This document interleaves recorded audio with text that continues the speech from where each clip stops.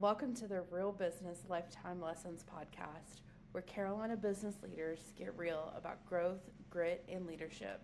I'm Carol Willard, and this is Keys to Growth, insight from real estate professionals who are building businesses, shaping communities, and unlocking success. Today I'm joined by Holler, founder of Oak Realty in Columbia, South Carolina. With more than a decade in real estate, Mo has built a brokerage centered on agent support, trust, and strong community ties. He's passionate about helping people grow, leading with relationships first, and expanding Live Oak's reach while staying grounded in family and service. Mo, thank you for joining us today. Absolutely, Carol. Happy to be here. Mo, you've worked in both big brokerages and smaller firms before starting Live Oak Realty. What ultimately convinced you to step out on your own? That's a really good question. So, seeing the ins and outs, I think, of a small brokerage, as well as seeing the ins and outs of a larger brokerage, I think it gives you a good insight on just how real estate works at different levels. So, once you really learn what's going on behind the scenes, maybe there's a reason why they don't want you to know that. I think the big push for me was seeing some of these firms and how they nickel and dime agents, a lot of extra added fees, a lot of extra paperwork that's not needed. I understand paperwork, son of an attorney. I understand it's needed, but some of the paperwork started to get into contractual stuff between those brokerages and other people. I knew there was a better way to do this. I knew there was a better way for our agents to get what they're worth versus some of these companies really hitting them. And I don't think a lot of agents know that until you really get a breakdown of what commissions look like. That a lot of these companies are, in fact, more or less stealing from you. And I think a lot of the companies like to say, well, hey, we're doing this for you. I found out just from doing this that the company wasn't doing much for me. So that was our big push is simplifying real estate, making sure our agents on board are making as much money as possible, and making sure they have the support they need. So you've described Live Oak as a safe haven for agents. What does that mean to you, and how do you try to create that kind of culture? In regards to safe haven, and I think that's a really good way to put it, a lot of agents are coming from different brokerages when they come over here. A lot of times we're competing with other brokerages in order to get these agents on board with us. So, in terms of safe haven, we give out very, very good commission splits, most of which is either based on past performance or just our thoughts in regards to maybe your future in real estate. But definitely wanted to be competitive in that regard. I'm not trying to retire off this real estate company. And in that sense, we're not nickel and diming agents. We're giving them good splits, making sure they get good money. And you don't have a bunch of these other admin, transaction fees, desk fees, marketing fees. We don't have any of that. We have an on site marketing company that we, Live Oak, pay for. Agents get the benefit of that for free. So we just really try to do as much as we possibly can for the agent and try to simplify it. So their job is to go sell real estate. They don't need to be spending 4 hours filling out paperwork. That being said, that's why we brought on our broker in charge transaction coordinator, Mary Sussler, who handles everything from listing documents to buyer contracts, communications with the attorneys. A lot of times she's in group text with our agents and clients. So we wanted to really make it where our agents, when you come on board, all you got to do is sell. I don't want you bogged down with paperwork. I don't want you to feel like you have to start spending $10,000 in marketing. We're trying to provide that for agents, which I think the agents on board have really, really appreciated. Yeah. And I know Mary, she is an amazing person. She is. She's wonderful. I can only imagine how she keeps things running on the transaction side because within our networking group, she definitely keeps us in line. She does. She does. And she's definitely the team mom here, I'd say, at Live Oaks. I would trust her with my life. That's saying You a and me lot. both. So you've been in real estate for over a decade now. What keeps you energized and excited about the work after all these years? Well, I would say what keeps me motivated is probably my two kids and wife at home. I do think that this real estate game we're in is a grind.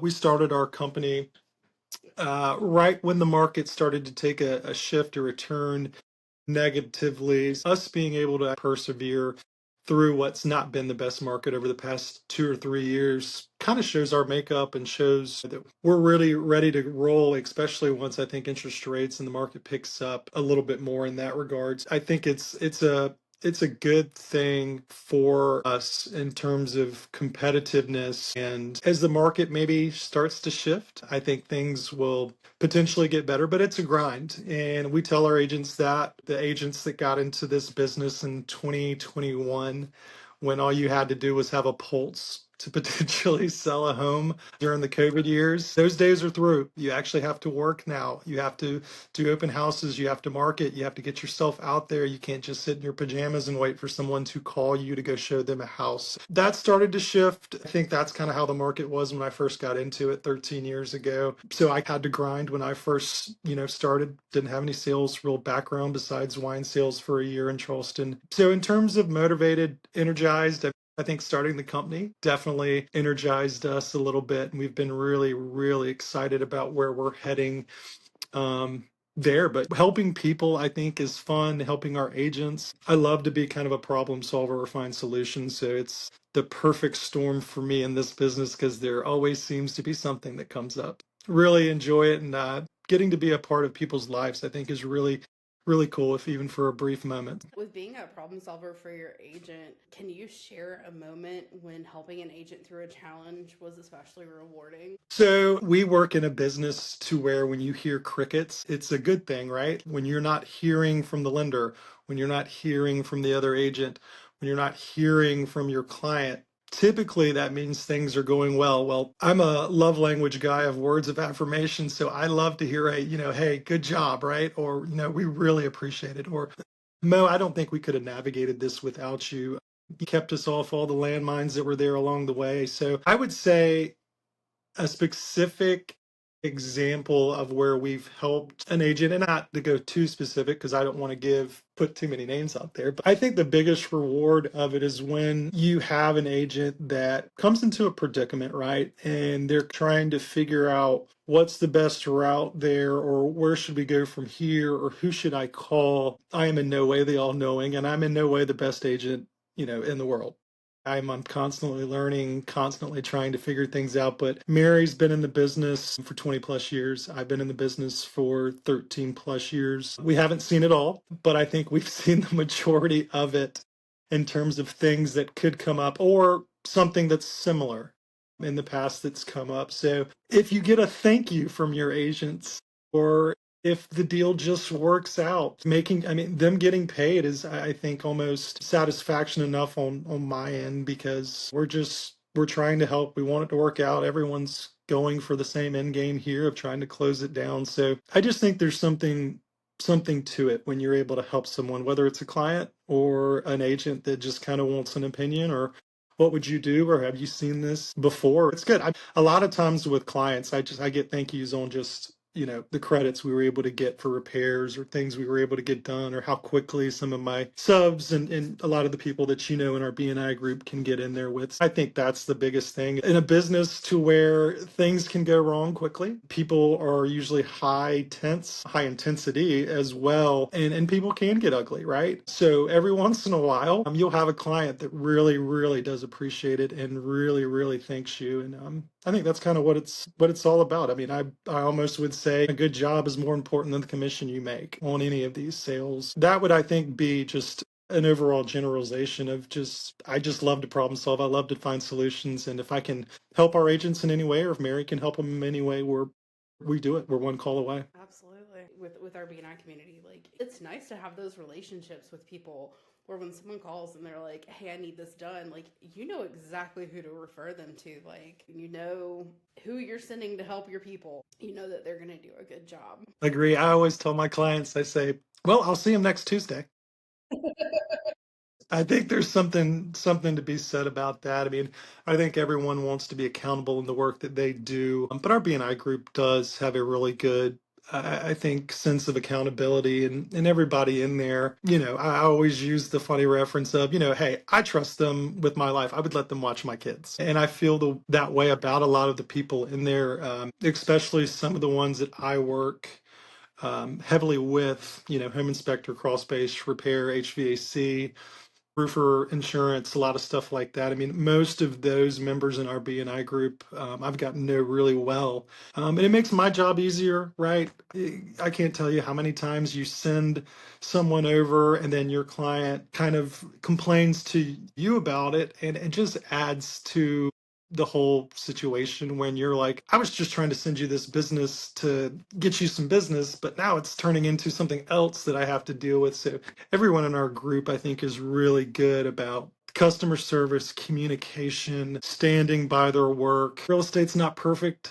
Things are going to come up. That's just how it is. But every person that I've ever sent from our B&I group is just like me, one call away. And if they've got to come back, they'll come back and make sure everyone's done. I think everybody in our group understands the bigger picture. It's about building a web here or a tree here of referrals. So even if sometimes you don't agree, or even if sometimes you're overbooked or you got to go back to some place, I think everybody in our group kind of sees the end game or sees the goal of the group to grow it and make sure we keep taking care of people. And if you mess up, we're gonna see you Tuesday, so we'll call you out if you do. How do you balance your own production and growing the brokerage and supporting your agents? Carol, that is a great question. I would say that has been one of the more difficult things for me. Full-time sales. Sales is how I pay bills, how we take the kids to Disney World, right? That being said, I'm also the owner of the company, so in the business of recruiting and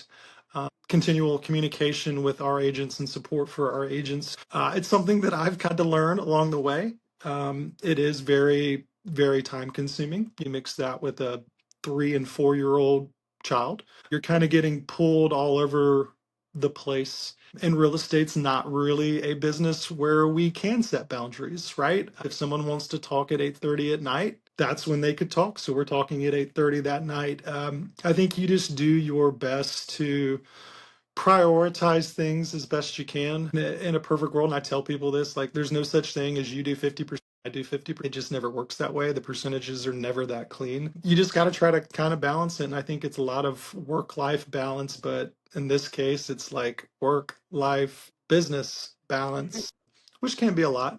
I think it is, but I make my money through sales. I don't take any money from the company. The company, we're trying to grow that and get it to where it needs to be. So you just have to do a lot of planning, a lot of scheduling, and always pick up the phone, no matter who it is or no matter what's going on or the time, and just make sure you're there. But it is tough. I think you do get pulled left and right. I know folks out there, Carol, that would say to be successful in starting a business, you're going to have to put 100% into it, because there's people out there that are competing against you, that maybe people in a situation that don't have kids, right? So they've got nothing but time to put into their business. That being said, my family is priority one. So that's how it'll always be for me. They come first, business comes second.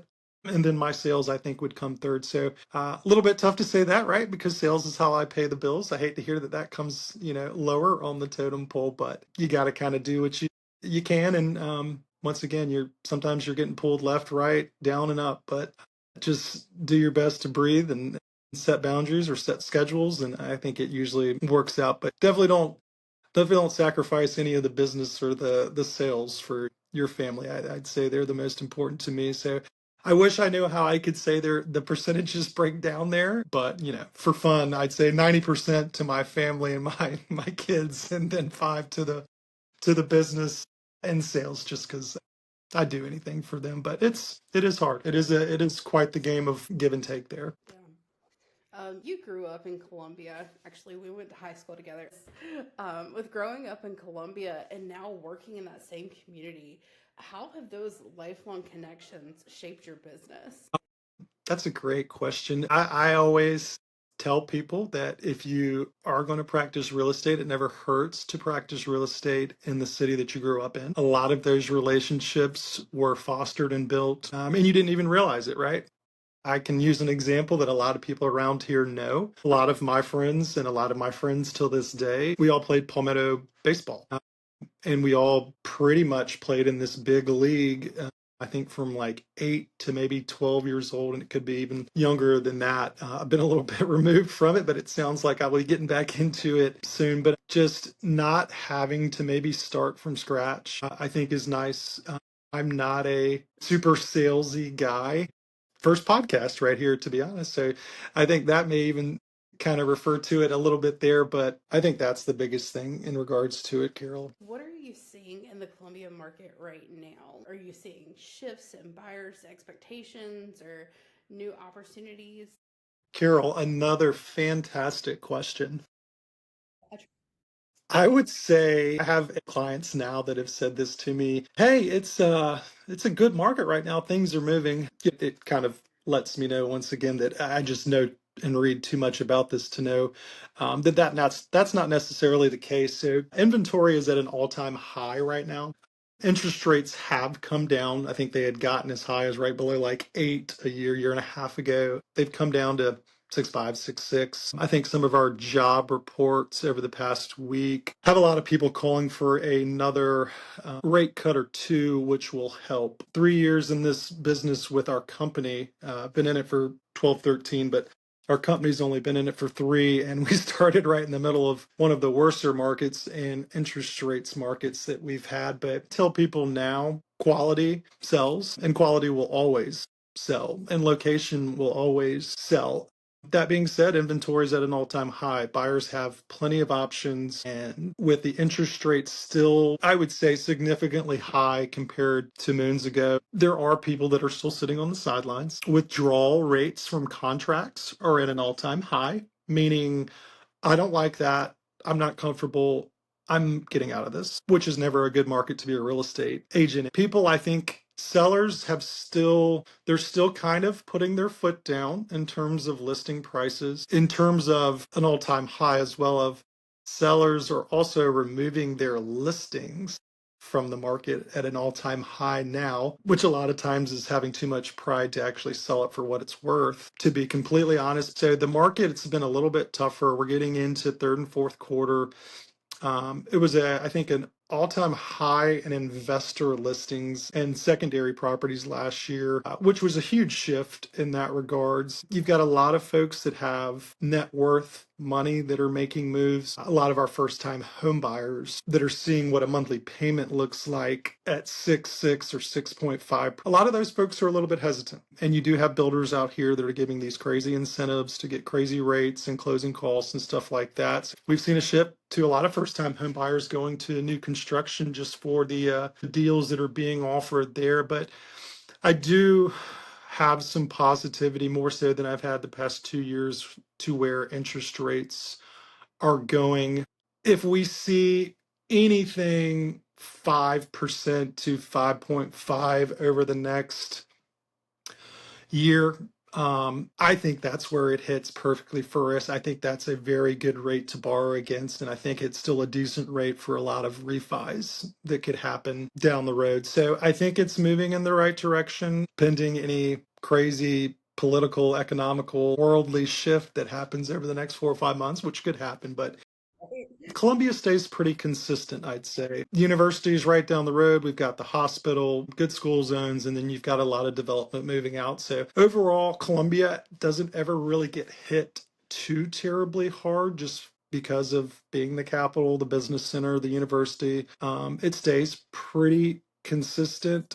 That being said, I think sellers are maybe coming to grips with this is not the I'm getting 10 offers market anymore. And it's not going to be that, I don't think, for a long time. So it's still one of the best markets. South Carolina as a state is one of the best states in terms of affordability right now. So the influx of out-of-staters into South Carolina has greatly increased over the past 2 or 3 years. So I think there's a little bit of negatives in our current Columbia market, but overall, Columbia is moving in the right direction. One of the things that we've talked several times prior to today about is interest rates, and they really do play a huge part in the market. If you had a first-time home buyer who was considering buying, they're like, I just don't know. Interest rate used to be 4%, now it's 6.5. I just don't think it's the time to buy. Would you advise them to go ahead and buy and refi when that time comes where the interest rates are lower because you're going to get a better price at a higher interest rate for right now? So that's a good question. And I always, Carol, lean towards buying the property for less versus getting a better interest rate. I'm not going to get into the date the rate, buy, marry the home thing. I think that got thrown in the trash can over the past year and a half. I would say I always lean towards buying something for less. So the chain of events they think is going to happen is if we do see rate cuts, maybe one or two this month or over the next couple of months, and we've got a Fed chair that changes middle of next year, probably going to be someone that's pro rate cuts or someone that's probably pro political advancement to what Trump and his administration's thinking. So what I think is probably going to happen is you're going to see those rates slowly tick down. It probably won't be as dramatic of a rate slash where it's just cut down some crazy amount. I think they'll kind of ease it on the way there. So what I tell people, back to your question, is, let's say a home was for sale for $500,000 and just went on the market. Interest rates are 7%. Crazy. That's high. I just don't want to do it, but it is the house that I would love. Let's say you bought it, right? $700,000. You got it at 7%.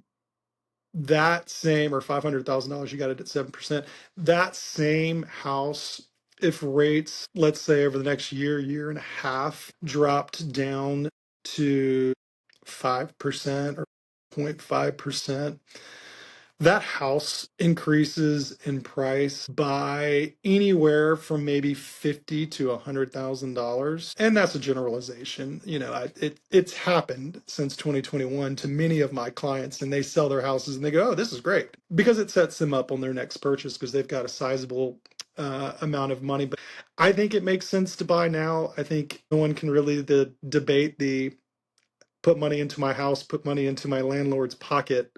That number looks really bad when you do $2,000 times 12 months times 5 years.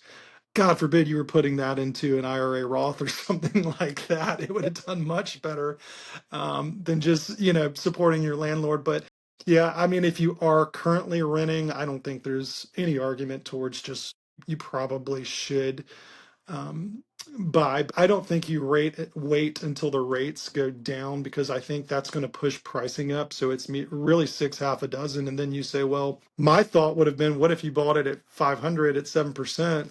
A year and a half later, everything we just talked about happens, right? Well, you go and refi it, you probably knock off 300 or 400 bucks at least on your monthly payment. But here's the kicker: you got $50 to $100,000 in equity just because the rate dropped around you and all the houses around you were now more affordable, more buyers, more offers, higher prices, and you're sitting there going, that was a bit of a struggle for the year. I didn't go on vacation because I'm over here paying my, utility and everything like that. But when you get told that you've got $50 to $100,000 on top of what you bought it for and what you put down in equity, it's a game changer for some people. I've had clients that immediately when I told them that, they said, "I want it on the market in 2 weeks. I'll take the money and go find another, place to live." That's my big thing is like, I tell people when we're buying a house, I want to check boxes. I want to make sure you love the house as best we can. But I'm real big on the resale. Does it make sense on the back end? Are there things that we need to do to make this more desirable? What are the awkwardness? What's wrong with it? Is it the floor plan? Does it need updates? Yard top topography is slanted down. Is it vinyl? All that stuff. I try to point out the negatives for people. So when they do go to sell it on the back end, and if rates do go down and pricing goes up, they're walking away making more money than they've ever seen in a chunk like that in their lifetimes, which is it's just really cool when you have a client put 20K down and then he sells it in a year and a half and gets 140 grand back. I've had a few clients that have called me and just was like, "No, you don't know how much I needed that." And I was like, "Well, we got it, so good. I'm glad we got it done." So I think that's it's one of those things where, back to the original question, I just feel like you'd always want to buy something for less and figure it out later versus go buy it for $100,000 more and get a little bit better of an interest rate, because you're sitting here going, well, if I would have done it the other way, I would have got 50, 60, $70,000 in equity and also gotten to that eventual rate that I wanted anyways.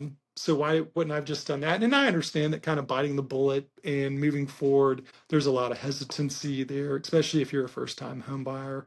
But I think the back to that landlord versus home ownership conversation, the numbers are staggering. I mean, it's not, I had a buddy that lived in Chicago paying $3,000 a month for 10 years, and business major, right? Like, do the math on that. We've owned houses. Yeah, 160K. Think about that. That's a lot of money to have put into, another homeowner or another landlord's pocket. And he said, well, we didn't know if we were going to stay here. Well, 10 years later, right? $360,000 later, which, man, wouldn't that have been real cool to have bought, sold, and gotten that 360 back plus some? So in terms of an investment, I think if you like it, if it makes sense, if it's structurally sound, and we know what's wrong and what's right, I always lean purchasing versus waiting. I think people have tried to time the market for 10 years now, and if they would have just bought 10 years ago, they'd be living the good life like the rest of the people that bought 10 years ago. So, but also, I mean, things happen and everyone's got something going on. So, but yeah, that's where I would lean. I wouldn't wait on the rate. And we've done enough research and I've read enough to know that it's probably moving in the right direction. And when that happens, when the rate goes down, pricing's going to skyrocket, and you thought you were waiting to get the better deal, but you in fact were not. What about people who use the excuse, well, I don't have any money down, when it comes to being ready to purchase a home? You obviously have relationships with lenders. Do you stay on top of those programs where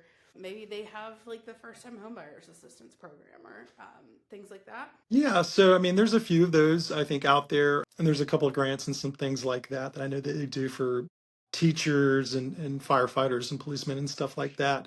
So we do our best in that sense. In regards to a real estate transaction, typically you're putting a down payment down. If you're getting lending, typically you're putting a down payment down, whatever that number is. Minimum, typically it's about 3.5 or 3%. And there's some 5%ers out there as well. But typically that's going to be no matter what. You got to have 3%. Now you can go, and if you're in the VA, right? VA loans can be 100% financed. In a lot of senses, there's not a lot of money you have to bring to the table for a VA loan, especially if your real estate agent can get you closing costs paid for on that. So the VA loan's really the only one where I've ever seen someone not bring pretty much anything to the table. Some of the first time homebuyers programs do offer a little bit of relief. I don't think a lot of them, unless the actual lending institution has got some deal out there that's just too hot to handle. I don't think a lot of those first time homebuyer programs do a whole bunch for you. That probably is a better conversation for the lender. But in essence of that question, you're always going to probably have to put down at least 3 or 3.5%. To whether you have to put down any more would depend on your real estate agent and what they could get kind of worked out there. But I say this tongue in cheek, if you don't have any money to put down on the house, then you don't need to be buying. Right.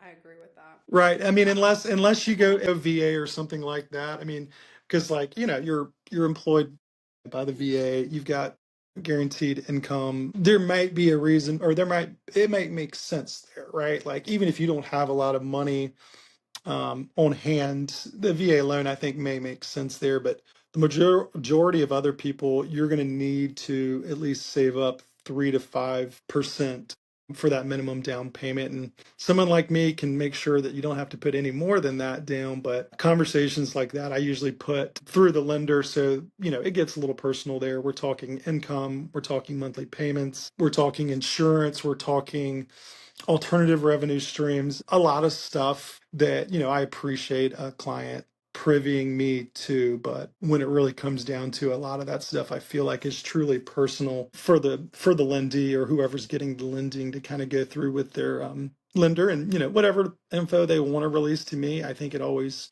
especially if it can better help our home search, is good. But a lot of times I would say immediately putting them in touch with a good mortgage lender that is aware of these programs that can give them options. I'm the king of options. I love options. I feel like if you give people options, there's the ability to figure out what's the best one for you. And, between myself, lender, some of our repair guys from our group, some of our technicians, um, there's plenty of options, and it's really kind of back to that other question about problem solving. It's kind of cool to figure out maybe what's the best way to go here. Do we pay $10,000 more for the house, but we get $10,000 in closing costs? Are we not worried about closing costs, but we want to go ahead and get a credit for an HVA install? Hey, do you guys want to have someone come over here and look at maybe what the cost would be for paint? I think trying to get all of that together for someone is big, because I mean it's all a part of it, and I want people to know kind of what some of the things are that they need to do once they purchase the house. But most of the times the lenders will be on that. And Carol, I'll be the first to say that I try my best to stay in my lane in that regard. So I know enough about lending from, I think, 12 years in the business. But when it starts to get into the nitty gritty of lending, I typically just let the lender kind of take it from there and make sure I'm not saying anything that's incorrect. Right. And I could talk to you about this for hours. Buying a home is the biggest purchase that most people are ever going to make.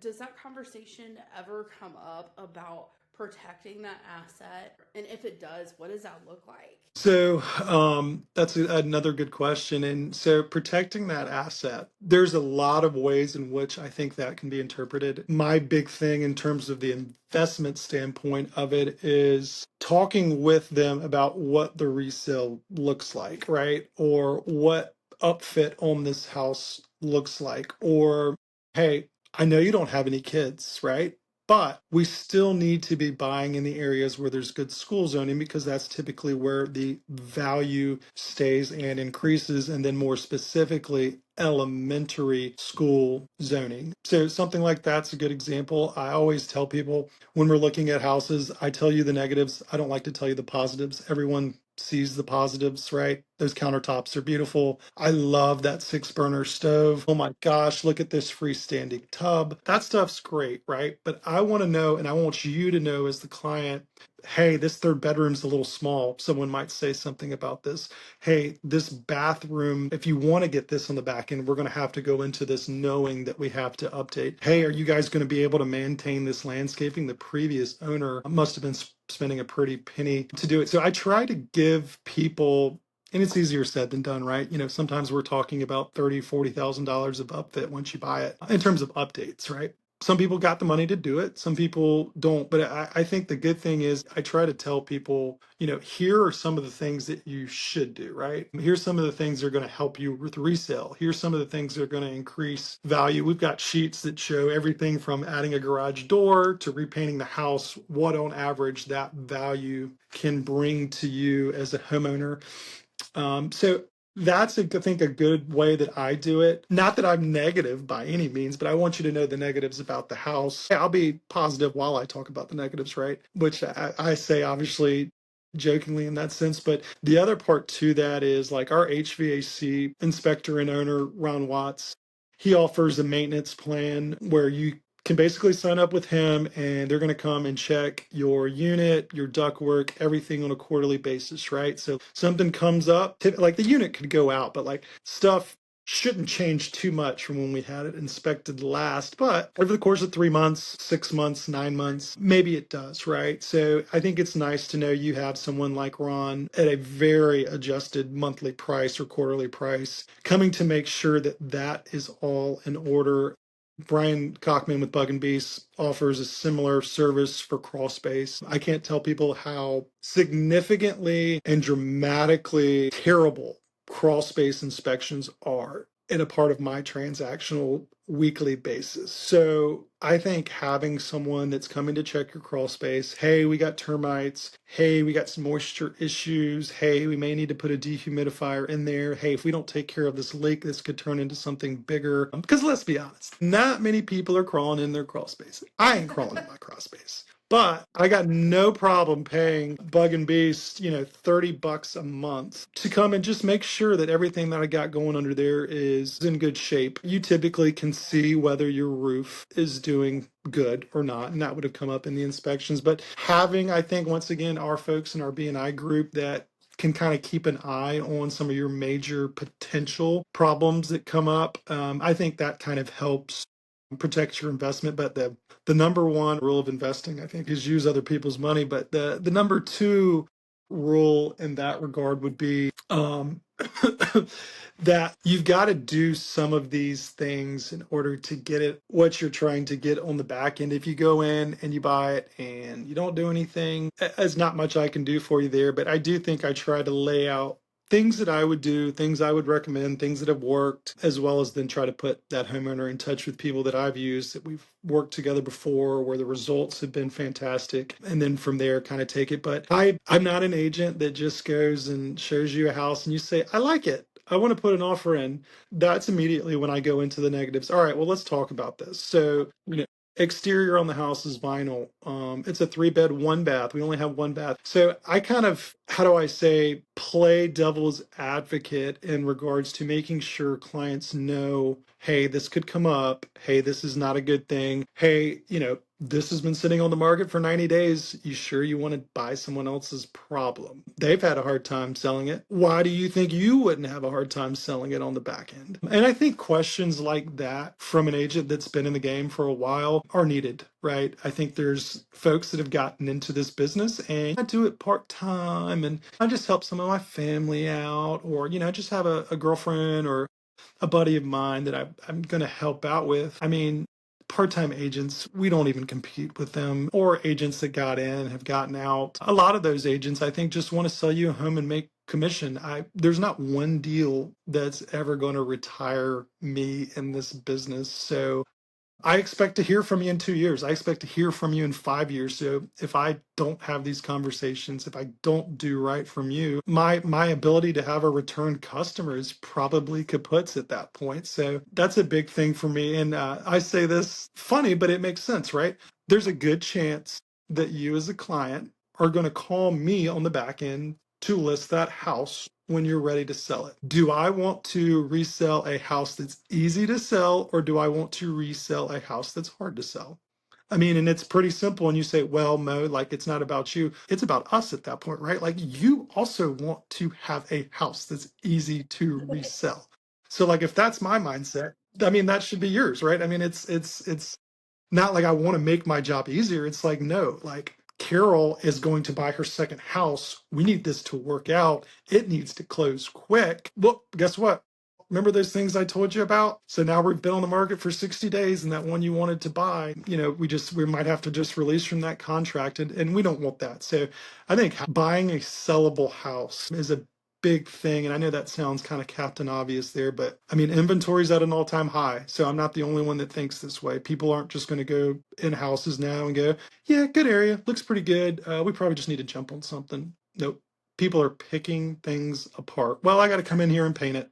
Well, I got to redo the tile. Probably needs a new roof, stuff like that. So I think just giving as much detail, asking questions, pointing things out, and then having really good inspectors from our BNI group, that's the best way, I'd say, to kind of protect the investment in terms of a purchase. I like it.